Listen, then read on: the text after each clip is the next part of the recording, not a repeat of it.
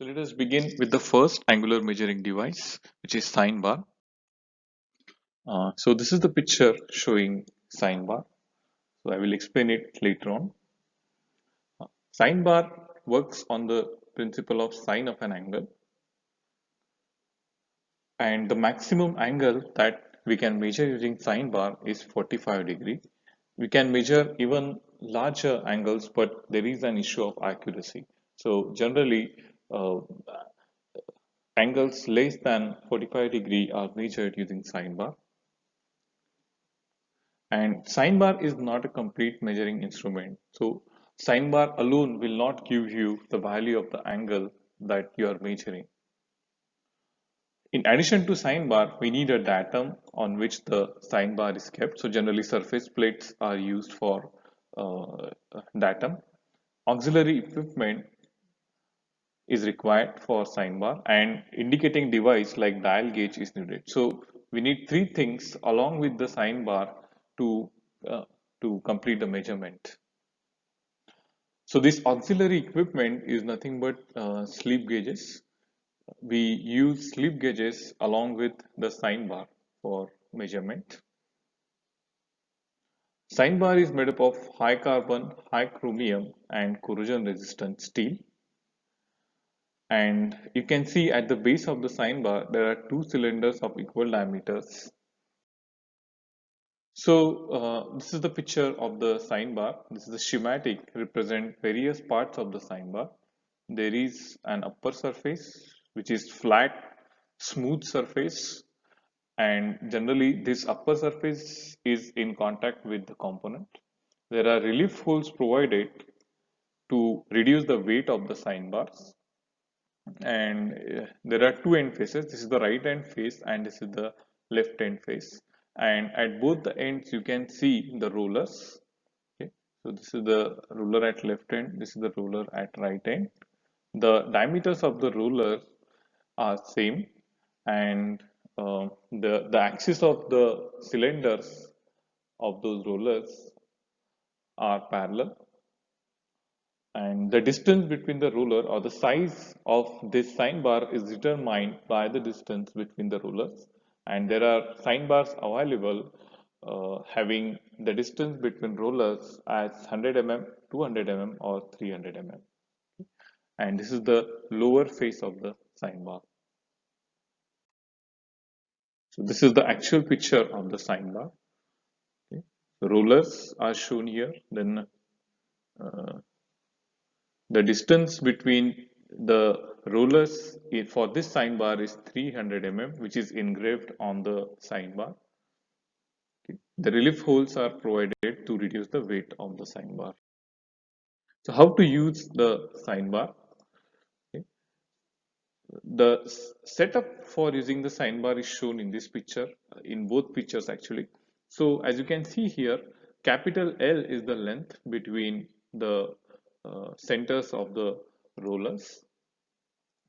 So capital L is the length between centers of the rollers, and here you can see one this particular ruler of the sine bar is kept on the datum like surface plate, and the other ruler is kept on a stack of slip gauges. So these are the slip gauges, and the height of the slip gauges. So you can see that several slip gauges are run together, and the sum of the slip gauges is equal to capital height H, capital H. Okay, so this is the actual experimental setup shown in the picture below.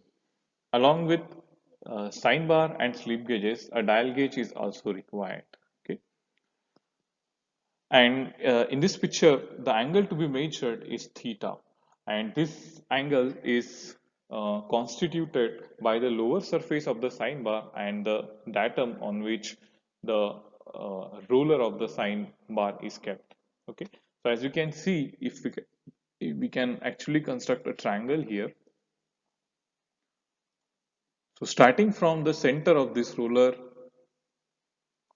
I can draw the hypotenuse. So capital L, the length between the rulers is the hypotenuse of this right angle triangle, and then I can come here. So this is how the right angle triangle is completed. Okay, so I can actually shift this hypotenuse. So sorry, I can shift the entire right angle triangle below or down by a distance equals to radius of the ruler. So if I shift it here, it will be convenient for the calculation.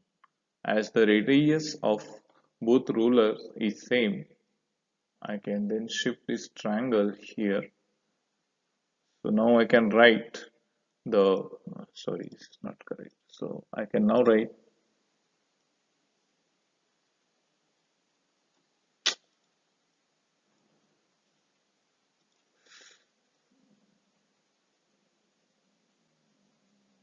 and then finally connecting this.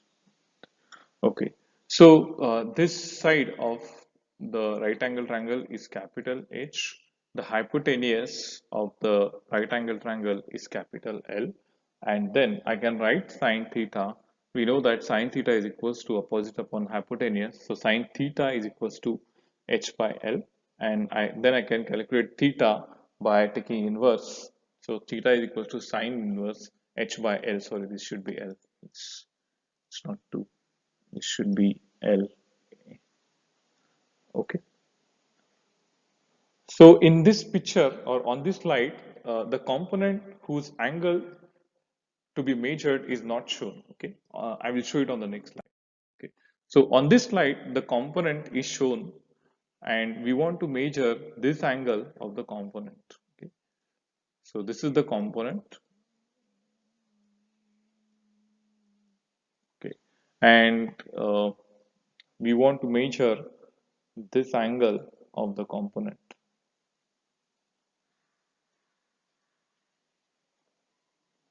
Okay. And so to measure that angle of the component, as this is a small component, the component is kept on the upper surface of the sine bar, and uh, one ruler of the sine bar is kept on the datum, and the other ruler of the sine bar is kept on the stack or pile of the slip gauges.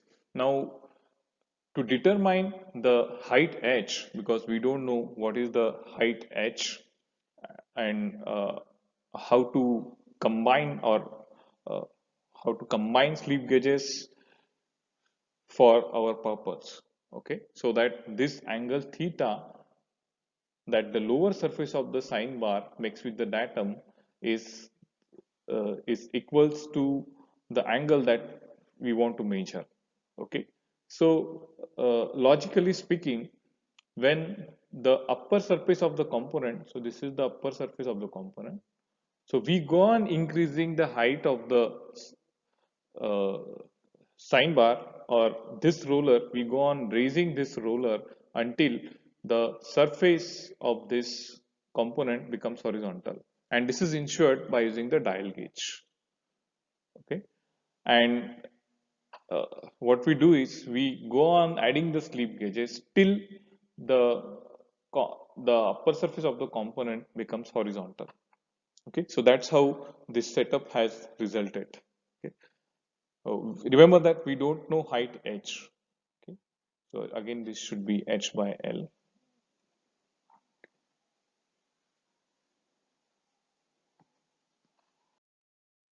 For large components, this is the setup.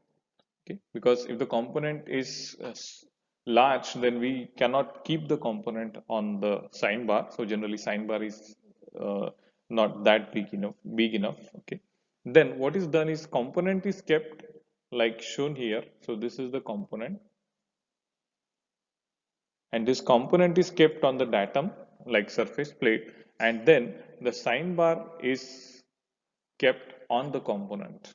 Okay, and this time we do not have slip gauges of height h. Instead we have two vernier height gauges. So there is a vernier height gauge on the left side and there is another vernier height gauge on the right hand side, and the difference between the two, so how to constitute the triangle here. So again this is the length or the distance between the centers of the rollers, and the height in this case, so this height is nothing but the difference between the readings of the vernier height gauge, right?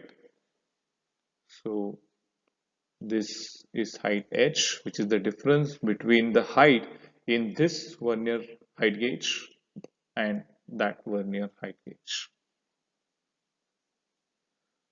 The formula again remains the same. So again, this should be L. The formula doesn't change. So to measure the angle accurately using sine bar, the main requirement that it should be accurate, and for it to be accurate, some important geometrical constructional features must be satisfied or must be accurate. So we can go through the list of such geometrical constructional features mentioned here, and any deviation from the specified accuracies or tolerances may lead to an error in angular measurements. So some sources of error in the measurement using sine bar uh, are a distance between two rollers, error in parallelism of upper and lower surface with respect to datum surface on which it is resting, also with the plane of the roller axis, error in equality of size of the rollers and cylindricity, error in parallelism between the two roller axes, error in flatness of upper surface, or error in slip gauge combination. The error may be due to measuring high angles itself. And this is due to the fact that as the angle increases, the error due to the combined effect of center distance and gauge block accumulated tolerance increases. Below 45°, this type of error is small, hence sine bars are not recommended for the use for measuring or setting angles larger than 45°.